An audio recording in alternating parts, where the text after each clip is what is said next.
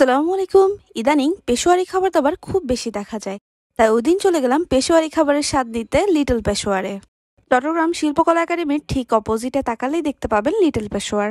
ঢুকেই খেয়াল করলাম সিমসাম ডেকোরের একটা রেস্টুরেন্ট, বিকালে আড্ডা দেওয়ার জন্য পারফেক্ট একটা জায়গা বলা যায়। খাবারের মেনুটা একদম সিম্পল, বেশি বড় মেনু দেখলে আমি কনফিউজড হয়ে যাই, আমার জন্য ভালোই হলো। মেনুতে কয়েকটা ইন্টারেস্টিং আইটেম দেখলাম যেগুলো আমি এর আগে কখনোই ট্রাই করি নাই। শুরুতেই নিয়েছিলাম বাদশাহী ললিপপ। 5 পিস ললিপপ সার্ভ করে একটা সার্ভিং এ, আর সাথে থাকে একটা গ্রিন চাটনি। ললিপপ গুলো দেখতে বেশ ট্যাম্পটিং ছিল। কয়লাতে একদম পারফেক্টলি কুক হয়েছে বলা যায়, একদম খুলে খুলে আসছিল। বেশ সফট ছিল খেতে, মুখের সাথে একদম মিলিয়ে যাচ্ছিল। খুবই মজা লাগছে আমার কাছে, আপনাদেরকে এটা রেকমেন্ড করা যায়। সাথে নিয়েছিলাম গার্লিক নান আর বাটার নান। আমার থেকে এটা এমনিতেই খেতে বেশি ভালো লাগছিল, আপনারা চাইলে নান দিয়েও ট্রাই করতে পারেন, তবে আমার মতো আরেকটু স্পাইসি হলে আরো বেশি জমতো। যাই হোক, এরপর আমরা নিলাম মুরগ মাখান। এইটাও 5 পিস সার্ভ করা হয়। আমি আরো কয়েকটা ব্লগারের ভিডিওতে দেখেছিলাম যে এটার টেস্টটা নাকি অনেকটা ডালডার টেস্ট আসে। যাই হোক, আমার কাছে এরকম কিছুই মনে হয় নাই। আমার কাছে ইভেন মনে হয়েছে বাটারের অনেক ভালো একটা অ্যামাউন্ট এখানে ইউজ করে, প্লাস এখানে বাটারের ফ্লেভারটা অনেক ভালোভাবে আসছিল। এটা ট্রাই করবেন একদম সার্ভ করার সাথে সাথে খেয়ে ফেলার, না হলে কিন্তু বাটারটা একদম জমে যায়। জমে গেলে খেতে তেমন একটা ভালো লাগে না, গরম গরম খেলে অ্যাকচুয়াল টেস্টটা পাবেন।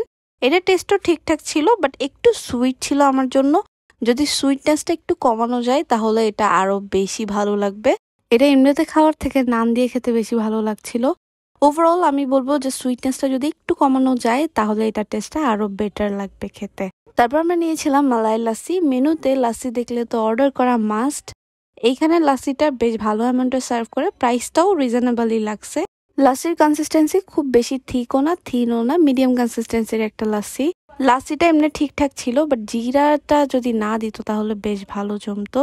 তারপর আমরা ট্রাই করি নাল্লি মগজ নিহারি। এখানে নিহারির প্রাইসগুলো অন্যান্য জায়গার তুলনায় রিজনেবল লাগছে। নিহারির টেস্টগুলো ওভারঅল একটু হালিমের টেস্টের মতো। নিহারির মধ্যে যে ঝোলটা থাকে সেটা একটু ঘন হয় অন্যান্য জায়গার তুলনায়, এটা ভালো লাগছে। অন্যান্য জায়গায় দেখি তেলের পরিমাণটা বেশ থাকে, যেটা আসলে কোনোভাবেই স্বাস্থ্যকর না। তো আমি বলবো আপনারা আমাদের নিহারিগুলো ট্রাই করে দেখতে পারেন। আমরা আরও নিয়েছিলাম নাল্লি গোশত নিহারি। নাল্লি গোশত নিহারির মধ্যে যে গোশতটা দিয়েছে সেটা যদি আরেকটু কুক হতো তাহলে আরো বেটার লাগতো খেতে। আমরা নিয়েছিলাম গার্লিক নান এবং বাটার নান, দুইটা টেস্টই বেশ ভালো ছিল। নানগুলো বেশ সফট, আপনারা ট্রাই করবেন ওনাদের গার্লিক নানটা ট্রাই করার, এটা আমার কাছে বেশি ভালো লাগছে। এখানে দেখেন যে গোশত নিহারিটা, সেটা গোশতের পিসটা বেশ বড় ছিল। জাস্ট দেখেন বাটার নান এবং গার্লিক নানটা কি পরিমাণ সফট ছিল খেতে। ওভারঅল ওনাদের এখানে খাবার এক্সপিরিয়েন্স আমার ভালোই ছিল। কিছু আইটেম আমার ভালো লাগছে, কিছু আইটেম ভালো লাগেনি।